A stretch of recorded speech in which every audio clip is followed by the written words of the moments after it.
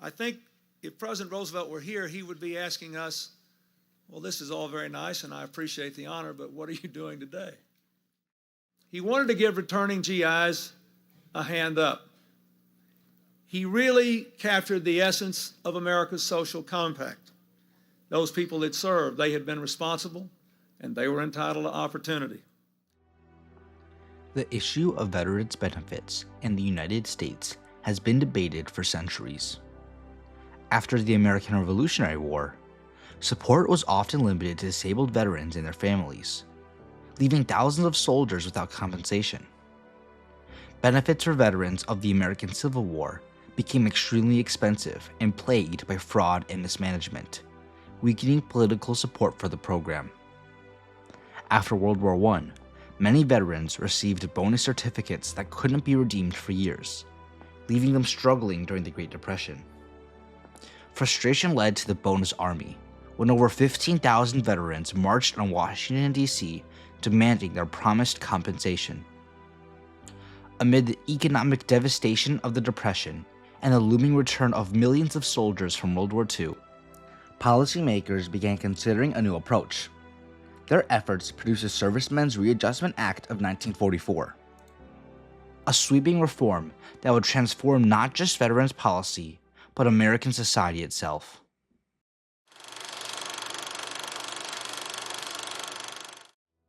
When the United States entered World War II in 1941, Franklin D. Roosevelt and many policymakers feared that millions of returning soldiers could trigger another economic crisis. Influenced by the Bonus Army protests and lobbying from veterans groups like the American Legion and the Veterans of Foreign Wars, officials began designing policies to help veterans integrate into civilian life.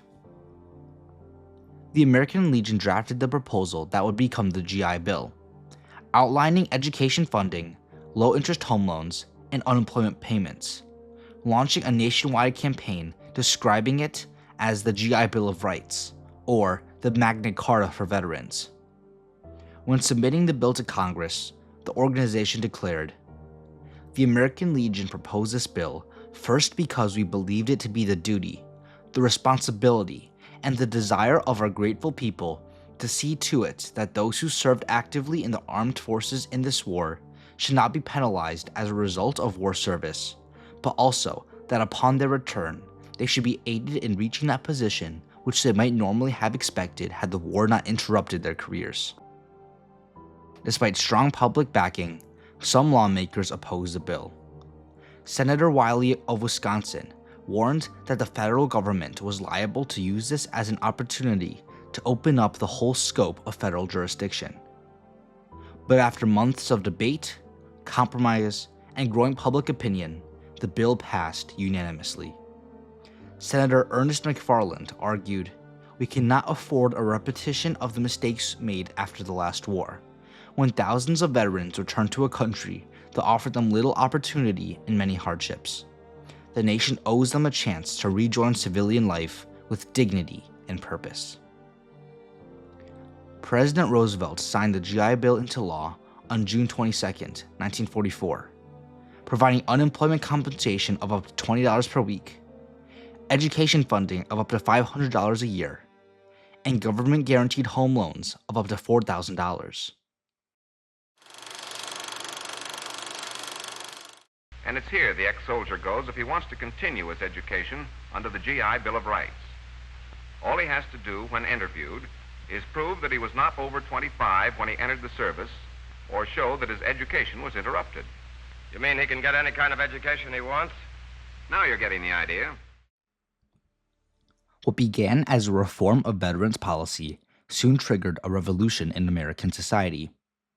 Nearly 9 million GIs took advantage of educational benefits, with 2.2 million attending college and 5.6 million enrolling in training programs. Around 4 million veterans bought homes using government-backed loans. 2 revolutionary changes followed: the transformation of college education from a luxury reserved for the wealthy into a commodity available to the general population, and the creation of the suburban middle class that defined post-war economic prosperity. I decided to go back to school. I had the GI Bill, and the GI Bill paid for my education clear through a PhD. The impacts of the GI Bill go beyond individual stories. It is estimated that every dollar spent on GI Bill benefits generated around $7 in economic returns, amounting to billions of dollars added to the American economy through the generational wealth veterans built from buying homes and completing their education. The Commission on Veterans Pensions reflected that the program had produced hundreds of thousands of technicians, doctors, lawyers, engineers, craftsmen, farmers, and business workers, concluding it was a major contribution to the national welfare, and the country would be weaker educationally, economically, and in terms of national defense without it.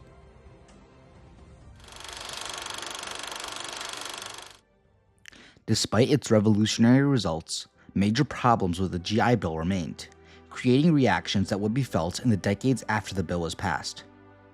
Though legally available to all veterans, minority veterans and women were consistently denied full benefits. Especially in the South, minority veterans were often not notified of their GI Bill benefits, and, when they were, VA counselors dismissed them. African-American Monte Posey was told, "Look around. There are no opportunities for college-educated African Americans. You'll be wasting your time." Redlining prevented many minority veterans from accessing the home loans that white veterans received, blocking them from the suburbs that white veterans could move to. In the end, only 3.6% of black veterans received home loans under the GI Bill. So I went up to the salesman and I said, I like the house and I'm interested. And do you have an application, whatever, that I could fill out? And he looked at me and he paused for a moment and he said, "It's not me, but the owners of this development have not as yet decided to sell these homes to Negroes." I was shattered by that.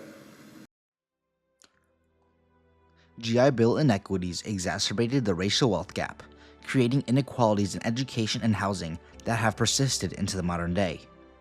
Inequalities whose impacts helped spur the civil rights movement and remain salient in modern politics. Female veterans faced parallel barriers. Expected to raise families, many were forced to delay their education. Since GI Bill educational benefits expired 9 years after the bill's passage, many women never returned to complete their degrees. This inequality in education perpetuated disparities in the workforce and reinforced societal expectations that would only begin to be challenged by the feminist movement of the 1970s. The GI Bill was expanded after Korea, Vietnam, and the War on Terror, each conflict prompting Congress to revisit America's obligation to its servicemen and women. I look at what I've got right now, and I know it would be very different if it hadn't been for the GI Bill. As systemic barriers in gender and race broke down with the social justice movements of the late 1900s, GI Bill benefits expanded with them, with minority veterans and women now able to receive the benefits they deserve. One of the things that happened also because of that degree, that GI Bill degree, is it taught me enough things to operate a business. Yet significant challenges remain. Nearly 18 veterans die by suicide every day, and veterans face disproportionately high rates of homelessness and substance abuse, a reminder that the work of reform is never finished. The GI Bill gave millions the opportunity to claim their American dream, and, in doing so, revealed exactly who that dream was designed to exclude. But for those who could access it, no single piece of legislation did more to build the American middle class or prove that the government could fulfill its promise to the men and women who served it. In one poll after the war, 75% of veterans shared the same response. The GI Bill changed my life.